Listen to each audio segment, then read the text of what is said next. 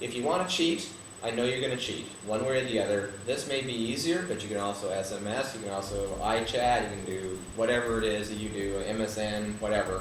You're all going to do that. If you're going to cheat, you're going to cheat, guys. We know that.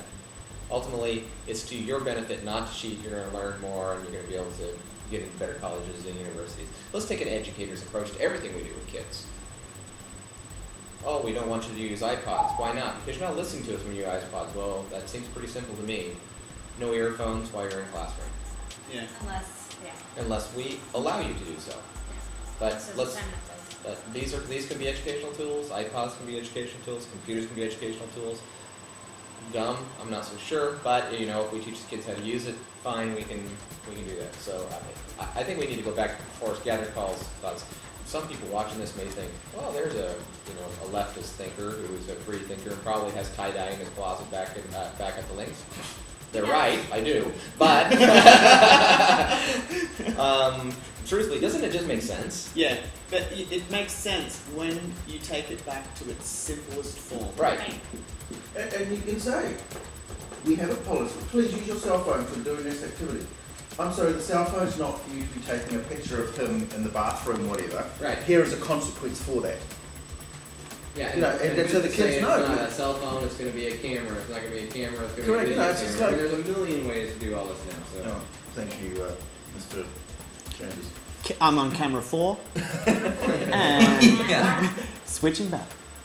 So anyway, Amanda, how about you? There's two things I'm taking away from today. Jonathan, you mentioned that book, Influence, and you mentioned Influence, right? And then you mentioned it's second time because you told it to me earlier this week. Yeah. Mm-hmm. Oh, yeah. And then you also mentioned stories. And that's what I got from Influencer. Right. Yeah. And so I'm actually taking that away from me, or I can't think. I'm actually taking that away because I can't talk when you're doing that, Taurus. I feel like that every single teacher needs to feel some sort of success at their level. Yeah. And I keep coming back to that.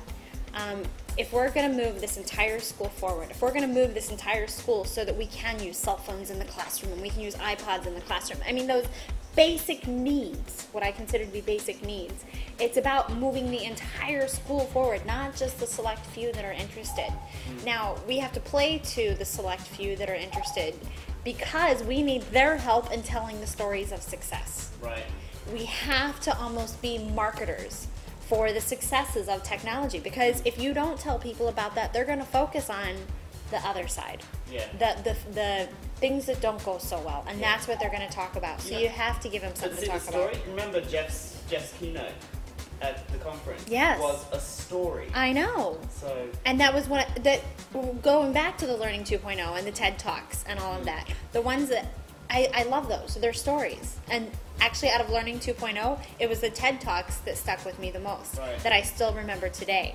So I'm embracing the stories. I'm going to embrace the celebrations and, the differentiated staff development, and knowing that I'm going to have to go face to face once or twice with a few teachers. Which is wonderful and great, but number one, above all else, I want to focus on impacting the student learning for every student. And at the end of the week, I want to celebrate the student learning, and I want to focus on the student learning, because in the end, that's what it's all about. And that's what I'm taking away from today. Jeff, are you with us? Easy. I'm here. What are you taking away from today? Oh. I was writing notes. Yeah. I was writing notes. Simon, can you put him on full screen? I was taking notes as you were all talking, and I'll try to make this short, but know that it's going to be long, because once I hang up from you, with my wife being in Hawaii, I probably won't talk to anybody as a person the rest of the day. So here we go. This is, I know, feel bad for me. My poor computer has to listen to me all day.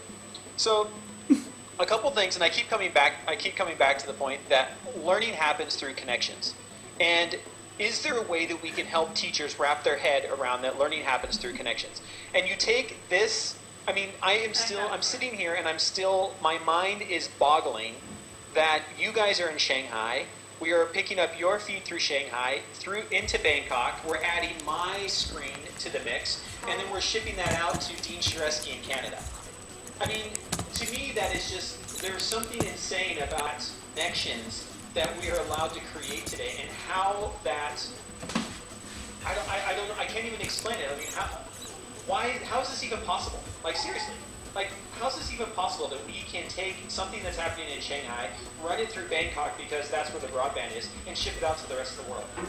That's where the broadband Understanding is. that learning happens through connections, and it happens through connections of people, it happens through connections of ideas, and it happens through connections of websites and everything else that we can connect together. So then that leads me into, we talked earlier about, some people said, oh, I'd really like to go to this K-12 thing you guys are holding, but I don't feel like I have anything to contribute. And what I think we need to understand is that we're in a culture of niches right now, and that everybody has a niche. And if you don't have a niche, those are the people that are going to be lost. But we all have a niche of knowledge, and our job is to find out where that knowledge can be most useful, and how do we expand on that knowledge to reach the community that we want. So, for example, trying to get this whole Ustream thing working today, we're talking about, I have a little bit of knowledge with Ustream. I have a little bit of knowledge with Max. I don't have all of the knowledge with Max. I don't understand how it all works.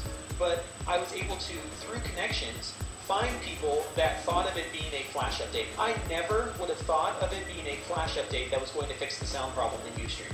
I never would have. I would not have looked at that, but somebody else had that knowledge that it might be a Flash update. And so it was connecting the knowledge that I had about what might be the problem with the knowledge of somebody else, the niche that they understand Flash, to figure out that might be what the problem is. And so we have to understand that we all know a little bit, and by connecting all these little bits, we can know a lot. So I take that away. The one rant that I'll go on, much like Jonathan, is did we not learn how to guide? Like, we had the discussion, Shresky and I, that we have to be a guide on site. Sometimes you guide loosely, sometimes you guide very strictly. But we have to guide. Did we not all learn how to guide in teacher school? I mean, is my teaching program the only program that we started talking about student-centered learning, and talked about being a guide, and talked about having kids actually create knowledge and being a guide on the side? And I mean, come on, that was not created yesterday. Why do we not do that? Why do we not know how to guide learning? And it's always direct. I'm frustrated that here we're talking with teachers who I had to at some point. It would really surprise me that at some point teachers didn't come out of the system, that they talked about student-centered types of activities, project-based learning, where we have a problem, we have an issue, and we know how to guide students to those answers. But why aren't we doing that? You can't tell me that we don't have teachers that don't know how to do that. And the last thing is, we know what we know, therefore we know it. This is my new saying, and I want to make a T-shirt that says this. So I'll say it again: we know what we know, therefore we know it. And I think this goes to everything, and comes back to a big reason why education is so hard to change. One, we all know it. We went through it for 12 years. We all understand education upside down, right side. We all had good days, we all had bad days. We all got F's on a test. We all remember our best teacher. We are all experts in education, right? So we know it, therefore we know what it should look like, right? We know that this is what education was for me. Must be what education is supposed to look like. Now, you take that and you put that on the parent community. You put that on your community outside. That's how they view education. They remember what education was for them. They remembered what teachers were the good teachers for them. That's what they view education through.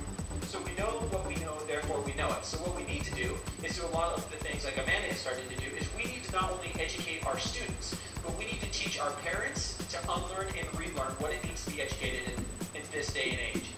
And that is a school's job anymore, is not just to educate the kids. We need to be educating a community so that we understand the change that's going to happen in our classrooms. So I leave you with that. Those are my takeaways today. Awesome. Thank Excellent. you. That's it? All right, Okay. that's it. Thanks, gents. Goodbye, I world. think that's a If wrap. there's anyone else listening, That's a wrap. except for Bangkok. We'll see you again on Thursday.